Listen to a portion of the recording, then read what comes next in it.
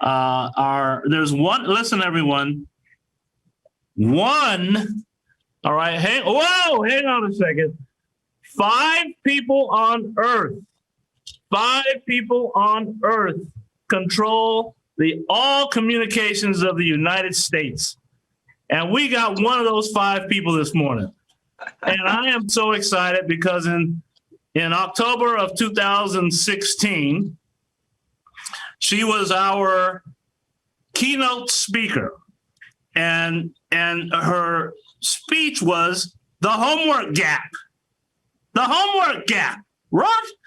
We were all fascinated and loved it. And since then, she's been pushing so many different initiatives around broadband, writing so many different types of policies, and we're all very, very supportive of what Commissioner Rosenworcel has done in her career. But here we are 4 years later, right? 4 years later, Commissioner, what has changed? Oh my goodness. Thank you so much, Clayton, for that introduction, for having me here. What has changed? Gosh, 4 years ago, it was like the before times, right? We could meet in person. That's a big difference, yes. It's a big difference. So what's changed? I came before you 4 years ago and said we have this big problem in the nation's digital divide, which is we got to really focus on the fact that not all of our kids are connected, because homework is different than when I was growing up. I needed paper or pencil and my brother leaving me alone. Today, 7 in 10 teachers assign homework that requires internet access, but all the FCC data show 1 in 3 households don't have broadband. And where those numbers overlap, I started calling the homework gap around the time that I joined you at Silicon Harlem, because I felt like this part of the digital divide needed special definition because it was especially cruel. So here we are in this pandemic that has crashed our economy, it's emptied our streets, it's filled our hospitals, and we have sent millions and millions of students home and told them go to do remote learning, go to online class. But kids who don't have internet access at home, who fall into the homework gap, well, they're locked out of the virtual classroom. And so during this crisis, I'm worried this homework gap is fast becoming an education gap, and it's going to be a long-term opportunity gap. I think as a nation, we have got to make it a priority to get every student connected, leave no child offline. Well, I couldn't agree more with you. We've been hit hard here in Harlem, obviously, with that very notion. And we're finding that, between the idea of very few jobs, businesses falling apart, their parents are suffering and the kids are suffering, which is creating a real gap of opportunity. So I think the work that you're doing now, trying to address this issue, is exactly what we need. And Silicon Harlem's, certainly behind that. And it's our number one initiative, if you will, as a company, is to close the gap of connectivity. It impacts not only just education, but work and health and everything else. So I'm so excited that you're still at the wheel here. Well, I'm going to be relentless. Here's the thing. As a nation, we've got to decide that we have a 100% policy. 100% of us connected to broadband, 100% of us online. We did it before with basic telephony. We did it with rural electrification. We've done it with water. We as a nation need to think about 100%. And the thing that gets me a lot about what this administration has done with the digital divide is we have focused almost singularly on getting rural America connected. That's important. We've got lots of communities that are going to be left behind if they don't get the infrastructure to have access to broadband.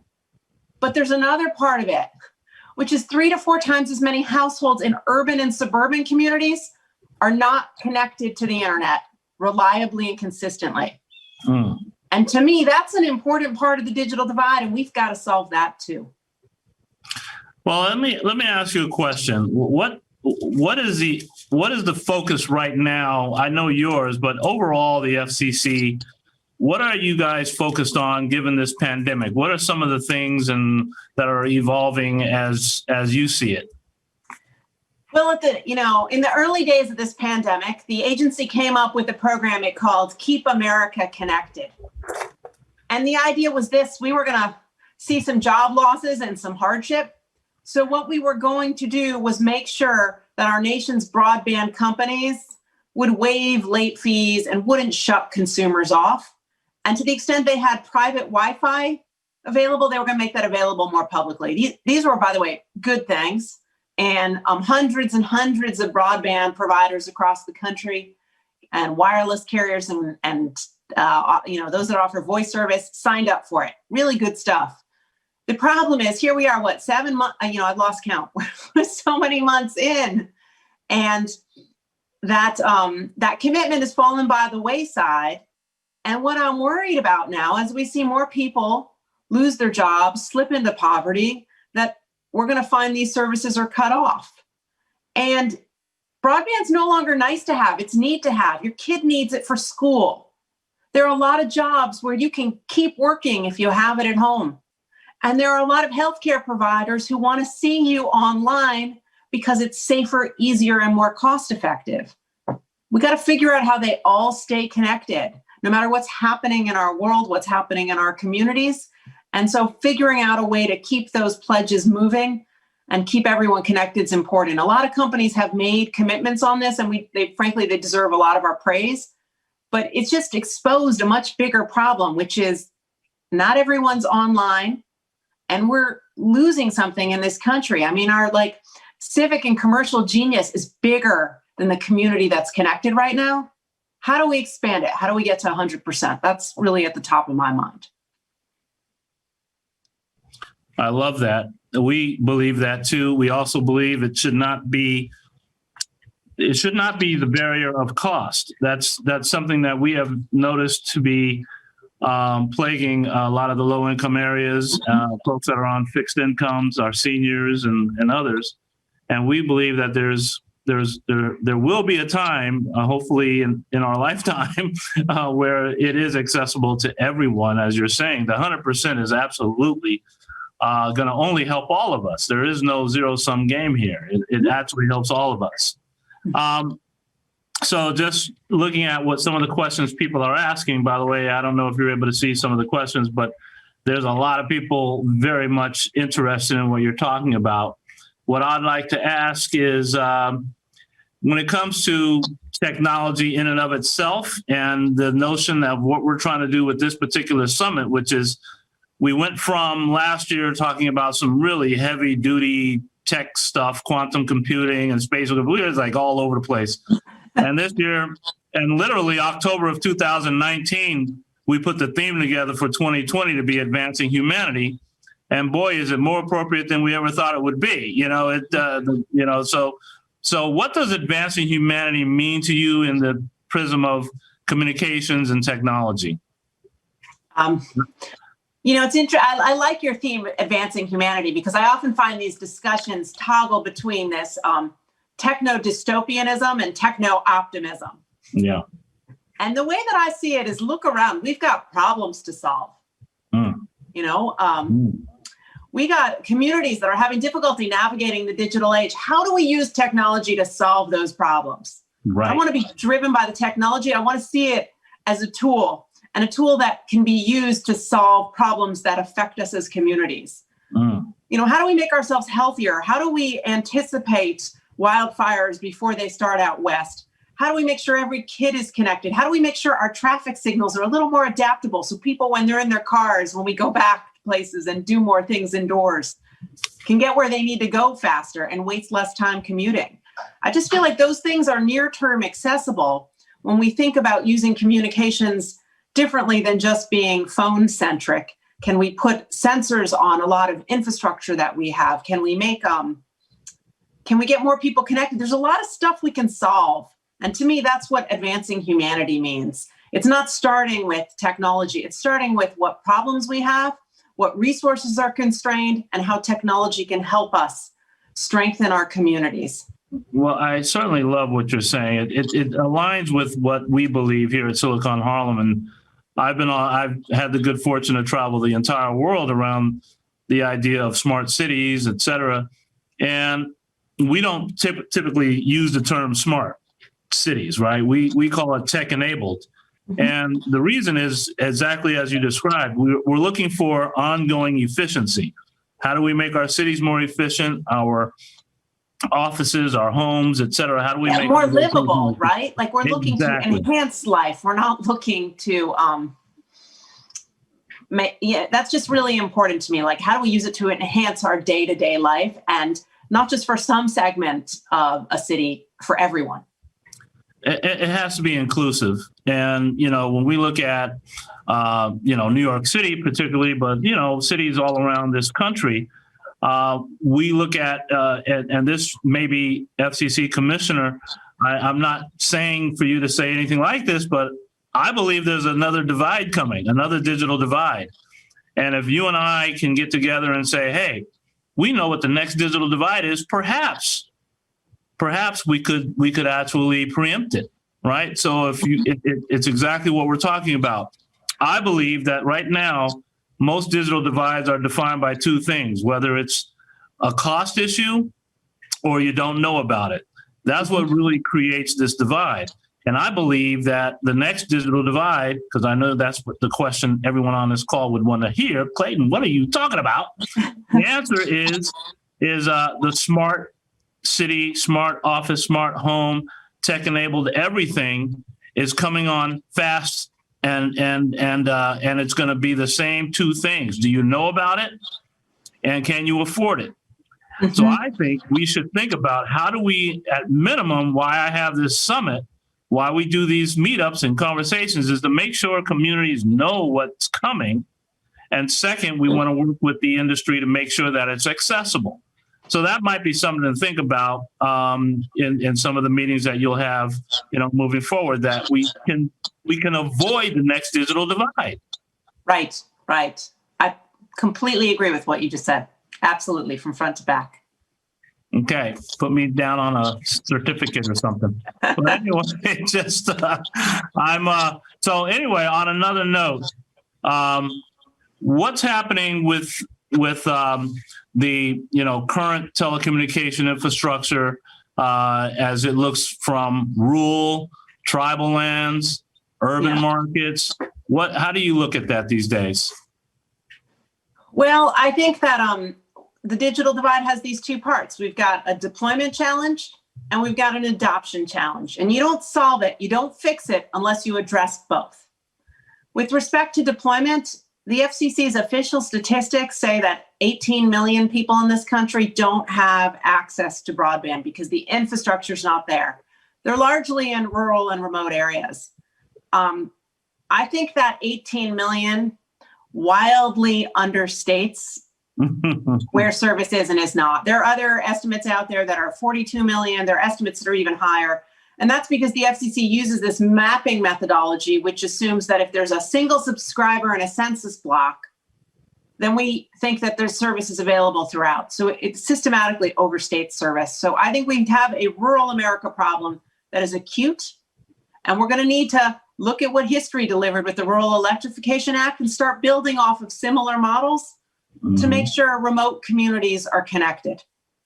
And then I think when it comes to urban and suburban areas, we're going to have to take a hard look about why people are not connected. And you mentioned affordability. I think that's a huge issue. And yet year in and year out, when the FCC produces its broadband report, it kind of ignores it. It skates over it. Mm-hmm. And it just seems to me if you want to get to 100%, you're going to have to understand that affordability issue. Uh-huh. And sometimes it's the fact of a recurring contract. Sometimes it's not being aware of adoption or not seeing the value proposition. And sometimes it's households that might have some access, but that access is data capped and it constrains what they can do. We have really got to tease apart what those affordability issues are and who they affect in our population, and then come up with targeted proposals to solve them. I mean, this stuff has been done before. In 1985, when President Reagan was in the White House, we started a program called Lifeline. Mm-hmm. Get every household connected to basic telephony, because we kind of figured out they weren't going to have a fair shot in the modern world without having a phone line. Right. Right now, I just think the dial tone of the digital age is internet access. Mm-hmm. So let's just borrow what's been done before and reshape Lifeline to meet this moment so low-income households have a shot too. And it's not just, it's not just work, it's education for their kids, it's healthcare, it's really staying in touch with every service that you could need. And we got to stop looking at it as like a luxury good, nice to have. It's fundamentally need to have if you want a fair shot today. Yeah, we certainly believe that. Well, I have one sort of question for you as you look towards the future, right? So if you look towards the future and you had your druthers, we've talked about everyone having 100% connected, but, I worked really hard with the NDIA and others around, getting Lifeline for broadband, and we had some success with that. But the more I thought about it, the more I was concerned about speed, for example. As you see more and more technologies coming online, we all require a much more robust, connection. So as you look towards the future where, there's all these new technologies, there's all these sensors, there's all this stuff running on these networks, how do we ensure that we're not making a second-class digital citizen, for example, because they get a low price and therefore a low connection, low, maybe a high latency, all those type of things? Curious if you have any thoughts about that. Well, I think the first thing we have to do is improve our baseline. The FCC standard for broadband right now is 25 megabits down, 3 megabits up. I can't even use email with that. Yeah, well, we set up that standard 5 years ago. And I don't know about you, but I'm doing a whole lot more with my bandwidth today than I was 5 years ago. And I'm sure I'm not the only one. That's right. I just think now that we're seeing some cable companies and others roll out DOCSIS services that are gigabit speeds, more than half the country at least has access to that infrastructure. We got to look at that baseline and adjust it upwards. I would say 100%, 100 megabits right now. That would be where I think is table stakes. I also think we're going to have to revisit upload speeds. A lot of our discussion has been assuming that we just consume, right? Like 25 megabits download is about you getting that movie, watching the thing. But if we're all going to move from being just consumers to creators, we're going to need upload speeds that increase too. So we got to take a hard look at that and what our infrastructure can provide. Because I think I don't want to look at a world where we just think about people who get broadband as being consumers. I want to look at one where we're creators too. It's one of these things that I could talk to you all day because, we're so aligned in what you're saying. And I can't tell you the number of questions that are coming at me that they want to ask. So I'm going to ask a couple of questions from the audience and I love it because I think, as I told you in 2016, I used to live about 20 blocks from where we headed. So years ago now, but once a New Yorker, always a New Yorker is the way I look at it. So I'm rallying for the city and you to not just recover, but develop if this is a pause, let's reset, because I think New York can be better still. Well, I appreciate you saying that. We are working really hard with the city and including putting extreme emphasis on our public housing. So we are very fortunate to be working with the mayor's office and with the CTO of New York City. They're listening, they're working hard, and we are right in the middle of that. So I'll keep you posted on that. Just one or two questions from the audience. I'll quickly repeat them, and then we'll let you get on with your day. But I can't tell you how honored I am to have you back and share this great insight. So one of the questions that I see is, how does the FCC think about addressing both the supply infrastructure, connecting the last mile, and demand, affordability, adoption sides of the digital divide? This is from John Roberts. Yeah, I think on the supply, I think the bulk of our focus during the last 4 years has been on the supply and infrastructure side, figuring out how to extend networks to places where they do not reach today. I think that's good and important, but going forward, we have to spend just as much energy on adoption and affordability and try to understand why households don't adopt. Because we're never going to get to 100% if we don't look at both things. So that's what I think is important going forward. Okay, last question. This one is coming from Mika Hardeman.